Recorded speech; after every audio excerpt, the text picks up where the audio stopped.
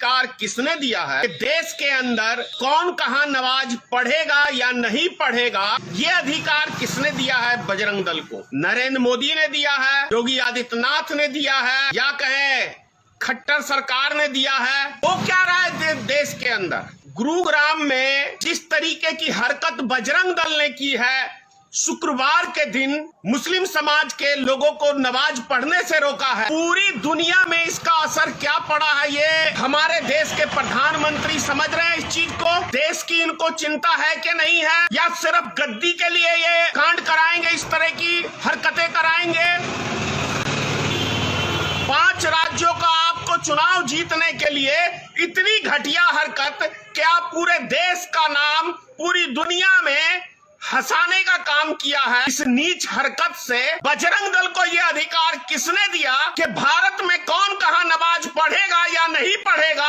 ये क्या संविधान दाता है? जितनी जल्दी हो बजरंग दल जैसे संगठन को बैन करना चाहिए, क्योंकि ये भारत की शांति के लिए बहुत बड़ा खतरा है। पूरी दुनिया में जग हंसाई का काम बजरंग दल की वजह से हुआ है, और इसके जिम्मेदार कोई दूसरा तीसरा नहीं है। इसका जिम्मेदार है हमारे देश के, भारत देश के प्रधानमंत्री श्री नरेंद्र मोदी, क्योंकि जब से इनकी सत्ता आई है तब से इन्होंने देश के अंदर एक आतंक का माहौल पैदा कर दिया है। बजरंग दल के द्वारा, विश्व हिंदू परिषद के द्वारा, करनी सेना के द्वारा, क्या कहते हैं ये युवा वाहिनी के सेना के द्वारा, एक क्या ये देश के अंदर चल रहा है भाई? क्या भारत का नाम कसम खा लिया है कि पूरी तरह से हम दुनिया में मिटा देंगे?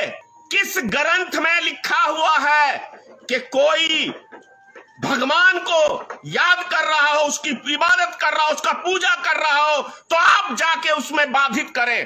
किस धर्म में भी लिखा हुआ है? रामायण में लिखा है, गीता में लिखा है, कुरान में लिखा है, कहां पे लिखा हुआ है? बहुत ही शर्म की बात है।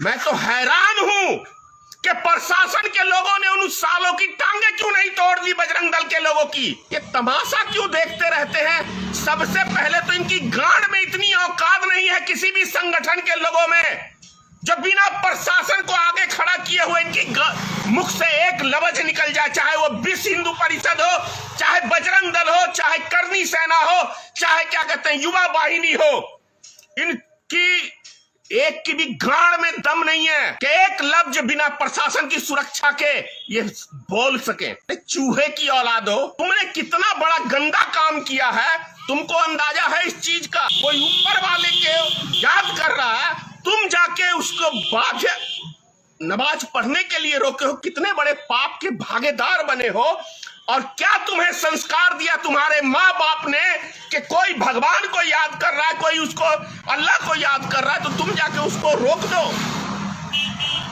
कहां पे लिखा हुआ है? मुझे एक ग्रंथ का कोई नाम तो बता दो। अरे ये तो दानव किया करते थे, पहले दानव किया करते थे, ऋषि महात्माओं को भगवान को पूजा करने के लिए रोका करते थे। ये दानव वाला लक्षण किसने सिखाया? भारतीय जनता पार्टी की सरकार ने ये दानव तुमको बनाया। दानव बन रहे हो भगवा वस्त्र पहन के। मैं बहुत चिंतित हूं कि आने वाला समय भारत देश के लिए अच्छा नहीं होने वाला है। जो भी इस देश में तनिक भी बुद्धिजीवी लोग हैं, खंडित करे ऐसे संगठनों का जो भारत देश की एकता, अखंडता, शांति के लिए खतरा है। ये आतंकी संगठन वाला काम चल रहा है भारत देश के अंदर।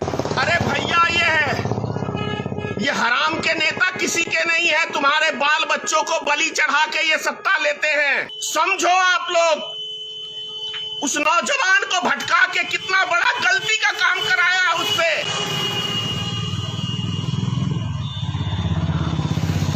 ऊपर वाले को याद करना गुनाह हो गया है।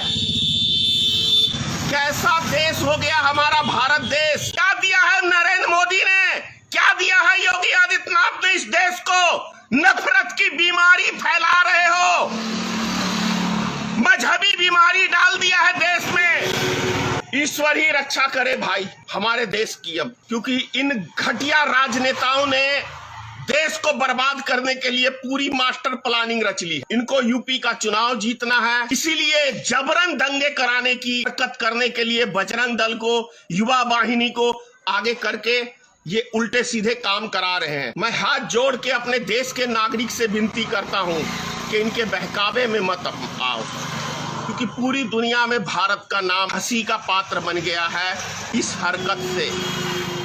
दुनिया के तमाम देशों में पेपर में खबरें छपी हैं, भारत की हंसी हुई है, जग हंसाई हुई है। इससे ज्यादा मैं कुछ नहीं कहूंगा। सबको हाथ जोड़ के देश के लिए सोचो।